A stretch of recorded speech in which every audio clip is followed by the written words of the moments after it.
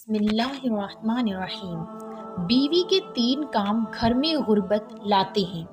ایک شخص دور دراز علاقے سے حضرت علی رضی اللہ تعالی عنہ کے پیچھے بعد جماعت نماز ادا کرنے کے لیے آیا کرتا تھا، لیکن ایک دن وہ اچانک غائب ہو گیا۔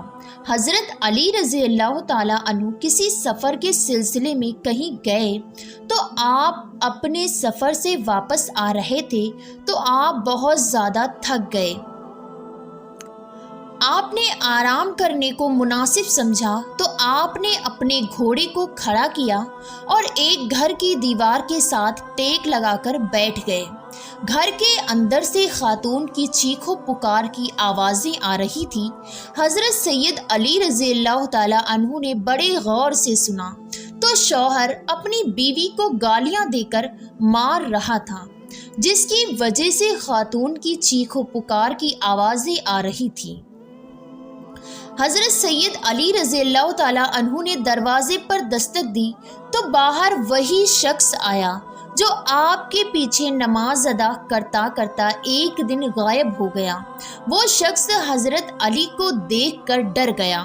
اس نے ڈرتے ڈرتے عرض کی، اے مولائے علی، آپ چل کر ہمارے گھر کیوں آئے ہیں؟ امیر المومنین مجھے پیغام بھیجتے تو میں آپ کی خدمت میں آپ کی بارگاہ میں حاضر ہو جاتا۔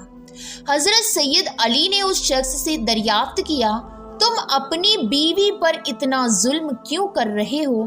تم اسے منہ سے گالیاں کیوں نکال رہے ہو؟ اس شخص نے آپ کو بتایا کہ علی، یہ عورت جب سے میرے گھر میں آئی ہے میں تو فاقوں پر آ گیا ہوں۔ میں دن بدن غریب ہوتا جا رہا ہوں۔ جب سے یہ منحوس آئی ہے اس دن سے میرا سارا کاروبار غرق ہو گیا ہے۔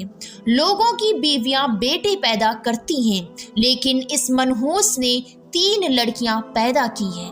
دوسری عورتیں خوشیاں لاتی ہیں، اس نے میرے گھر میں غربت پیدا کی ہے۔ منحوس ہے یہ۔ حضرت سید علی نے اس شخص سے فرمایا، تم خاموش ہو جاؤ۔ اس کے بعد حضرت علی نے اس کی بیوی سے پوچھا، یہ شخص تم پر کب سے ظلم کر رہا ہے؟ تم کو کب سے گالیاں نکالتا ہے؟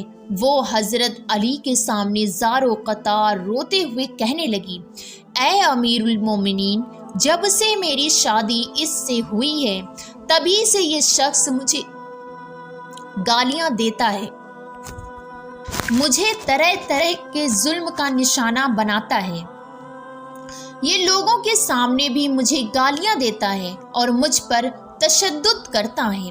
شادی سے پہلے اس نے مجھے کہا تھا کہ میں دہیز نہیں لوں گا، لیکن جس دن شادی ہوئی اس دن سے اس شخص نے میرا جینا حرام کیا ہوا ہے کہ تیرے باپ نے تجھے دیا ہی کیا ہے۔ یہ بات پر مجھے یہ کہتا ہے کہ یہ میرا گھر ہے، یہاں سے نکل جاؤ، یہ میری چیز ہے، اس کو ہاتھ مت لگاؤ۔ یہ مجھے تانے دے کر مجھے محلے کی عورتوں کے سامنے بھی ذلیل کرتا رہتا ہے۔ حضرت مولا علی، اب آپ مجھے یہ بتائیں کہ میں کہاں جاؤں؟ میرا باپ فوت ہو چکا ہے، اس کو کہوں کہ مجھے سب کچھ منظور ہے، میں ظلم اور گالیاں برداشت کرنے کے لیے تیار ہوں۔ مجھے یہ بات نہ کہے کہ میرے گھر سے نکل جائیں، میرے اس کے علاوہ میرا اب کوئی سہارا نہیں، میں یہ گھر چھوڑ کر کہاں جاؤں گی؟ بیوی یہ باتیں سناتے ہوئے ساتھ ساتھ روتے جا رہی تھی۔ اس شخص نے کبھی بھی میرے ساتھ پیار سے بات نہیں کی۔